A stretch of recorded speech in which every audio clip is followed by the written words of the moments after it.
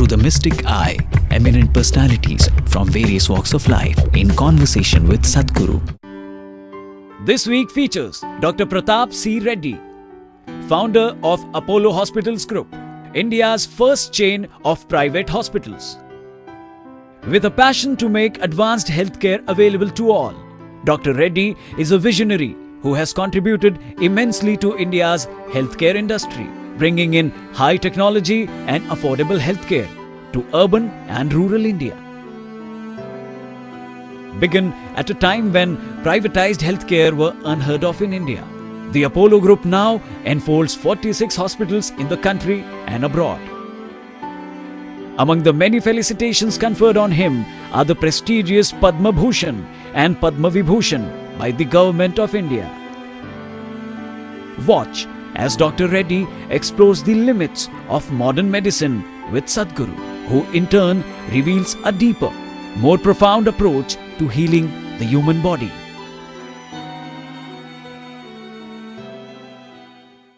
I know it's in everybody's mind here. We all want to do so many things in each one of our sectors. You would like to produce another 100 films. And each one of us would like to do, saying there's so much possibility. And we think we have done all of these. And somewhere along the line, we feel that satisfaction without really achieving our total objective. India is faced with this tremendous, there are 3 gold medals which you don't want. India is the diabetic capital of the world, is the heart capital of the world, is going to become the cancer capital of the world. We don't want these gold medals. If I can, I would like to put it in Bay of Bengal.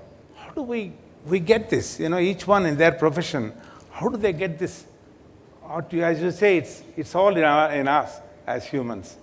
But we want to think that we can only be superhuman to achieve this. The immensity of being human. If suppose I can take a banana in my hand and turn it into a human being, whom would you think I am? I must be the creator himself, isn't it? Isn't that happening in every human being? Because what our body is just an accumulation of the food that we've eaten. So there is an intelligence here, there is a competence here which can turn a piece of bread into a human being. So when the source of creation is throbbing within you, what are you looking up or down? When the very source of creation is throbbing within you, where are you looking for help? There is no better place. So whatever work one may be doing, it does not matter what area of life we have chosen to participate in, everything that we do can be transformative, both for yourself and everybody around you.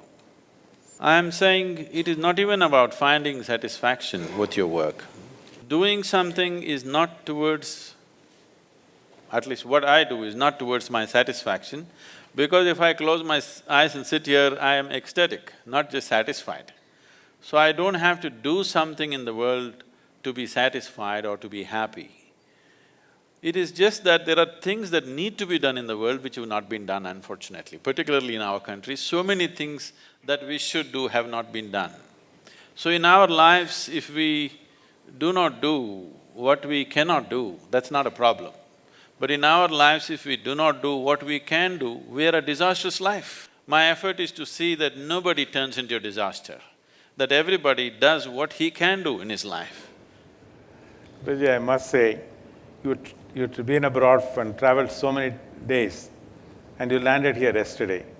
If you had done this, all of us would say, I have a jet lag, let me take a day off, let me take 2 days off. Here you are, coming with, something phenomenal, which we now try to understand, saying this is a capacity that you have brought in and bringing this change. And since you're talking worldwide, you have an impact wanting to change the world and bring that better environment all over. I hope that formula is there, prescription for that, because you have that extraordinary capacity of expression, extraordinary perception, and to be able to express this. My mission is to make this ordinary. It's extraordinary because a lot of people have denied themselves the possibility of knowing the immensity of being human. This is not about being superhuman. This is about realizing that being human is super. So if every human being realizes what it means to be human, I would not be extraordinary, I want to be normal. I want to live in a world where I will be perceived as normal, not as extraordinary is also… another word for it is a freako, isn't it? Somebody can say, who is a freako? He's a freak happening. I am not a freak happening. Every human being is capable of this. It is just that they're identifying with their limitations. They're not identifying with the possibility of the immensity of being human, where they're always referring to human as a limitation, as a compulsion, not as a liberation. If you are moving towards liberation, you will experience many levels of freedom. Right now, what you call as myself, for most human beings, is a bundle of compulsions. That they can only be like this, they can only do this, they can only do that, any number of limitations. Unfortunately, they're beginning to decorate their limitations, which is this is how I am. This is not how you are. As a human being, you can be any way you want. This is the freedom that nature has given you. If you were born as a dog or a cat or a tiger or an elephant, that is how you are. Once you're human, you can be any way you want. This is the beauty of being human. See, let's say a tiger is born. A tiger is not sitting and worrying itself how to be a good tiger. If it just eats well, it'll become a good tiger. It just has to find food. It is never feeling insecure about its tigerness. It is never worried, will I become a tiger, will I end up as a house cat? There's no such struggles. But you are born as a human being. How many things you have to do to become a good human being? After doing all that, you don't know where you belong still. In comparison to somebody, you think, okay, compared to this man, I'm better. But by yourself, you don't know where you stand. You think you're doing great. Your teenage son or daughter comes up and tells you you're no good. What is human is only one end fixed, the other end wide open, in terms of human consciousness. Recently, I was talking to a very top-level microbiologist and he said, Sadhguru, what you're saying is so uncanny because if you look at the human cell, compared to any other cell of any other creature, human cell is somehow open-ended. So your very cells are open-ended. You can do things with it, with your own body, which other human beings will think is superhuman. It is not superhuman, it is the possibility of being human, which needs to be explored. Unfortunately, not much has been done on this sphere. It's a very wonderful thing. I think most of us feel we have reached our limitation. No, you have not. The way you put it beautifully. I know when I started, thought of this, bringing this healthcare, they called me crazy, you can't do this. It's not a challenge, but that confidence says we can. I think, can we have a mantra or meditation, something like that, a medicine for that, so that all of us continuously say, yes, I can, I will do many more things? No. I wouldn't like to build confidence in people, because confidence is a dangerous thing. I'm not trying to play with words. I want you to, understand this aspect. See, what is needed for humanity is clarity of perception. Where clarity is missing, people try to substitute confidence for clarity. Confidence without clarity is a disastrous thing. Suppose you want to cross the street. If your vision is clear, you see things clearly and cross. But if you're very confident, there are a lot of people on the street who are very confident, they simply cross. They're surviving by sheer chance or because of the compassion of the drivers. So what we need in the world is not confidence, we need clarity. This is one thing that our education systems have completely failed to address, how to enhance human perception. Because only what you perceive you know, rest is just imagination, isn't it? So I'm confident about something means I don't know what it is, but I'm just going to do it, and it may work. If on a busy highway, if you just… whatever your favorite slogan is, Jai Sri Ram or Hail Mary or Allahu Akbar, you shout and run across the highway, you may make it. God save us. Because just by sheer chance you may make it, or as I said, the drivers may be a little compassionate.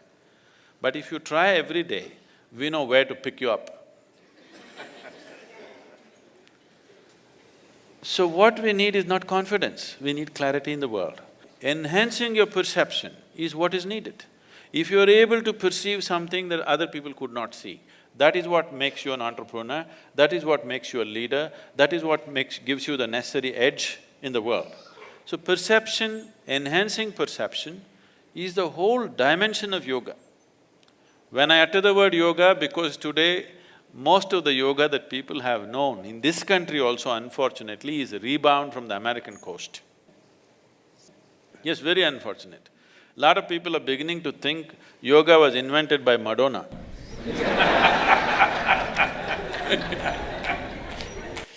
This is the science of perception. With these two eyes, you can only perceive the physicality of what is here. The physicality of who you are is just a piece of the planet, isn't it? We are not going to know you by… every day as doctors in your hospital must be reading somebody's heart, but you don't know what's beating in their heart. You know whether they're going to live or die but you don't know who they are, isn't it? What they are as a human being. The complexity of their humanity is not there in their liver or kidney or heart or anything. Only their physical structure is there. This is just a piece of the planet that you've gathered. So who you are is much more than that. That perception is beyond physicality. So developing your perception to a dimension beyond physical is what is needed. That is when you will produce human beings who look like gods. They are not gods, they are full-fledged human beings, because others have not strived to do that to themselves. When they look at somebody who has flowered to a certain level of competence and capability, they think either they're gods or gods are favoring them. It is not the truth of success in life. Somebody is successful because he's perceived something that others missed. It's so wonderful, Sadhguruji. You know, I know everybody in the beautiful auditorium here, and the thousands of people who are watching live on the internet, they all want to know, is there a prescription for good health? Spirituality, yoga, meditation. Because I have seen, some of the impossible things that you have done for other people when they were not well. But more importantly, when your health took bad, no doctor or no medical dictionary or directory could ever detect it. I read in the book, Aditi beautifully wrote in a biography. She said, you are a mystic, to have an undiagnosed illness and then got it cured. So is there something else to stay well? The thing is, we created this body from inside. So the manufacturer of this body is inside. So if you have a repair job to be done, would you like to go to the manufacturer or to the local mechanic?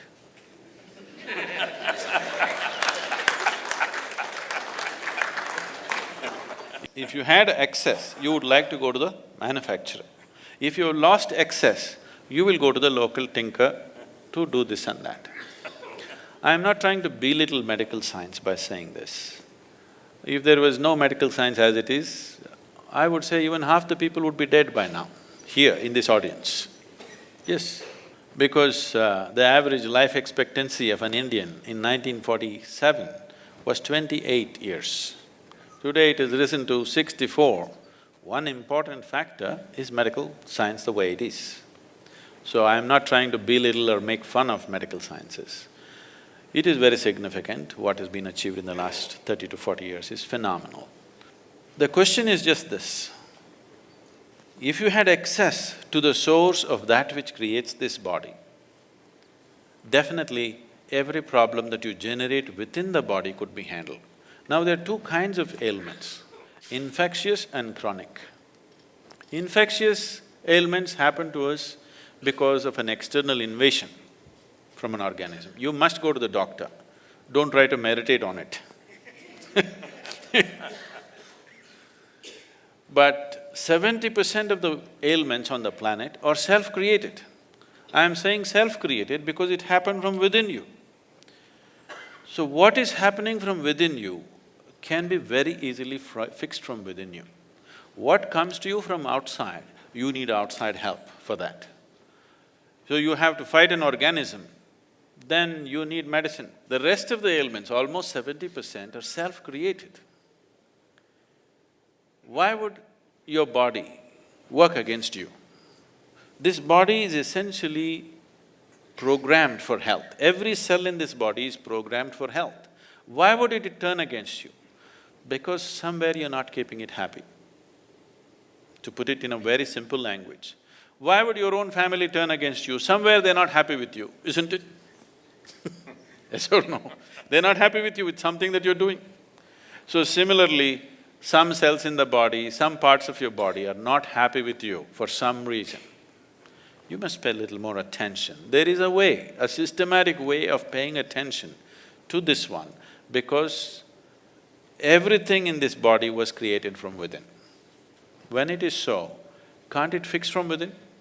So this is not a miracle. I want people to understand this is not a miracle. What is a miracle is, suppose you did not know what is electricity. I came here and I just press that part of the wall and lights come on. Who do you think I am? Suppose, 1,000 years ago, if I had a cell phone, I could just pull out the cell phone and talk to somebody in America. You would think I'm God, isn't it? So what is a miracle is that which you do not understand, that which is not fitting into your logical perception seems miraculous to you. As your logic evolves, so many things which were miracles 100 years ago are normal things in our day-to-day life today, isn't it? Isn't it so? So it is not a miracle, it's just a deeper understanding of your own, the way you're constructed. So this is something that we need to pay attention to.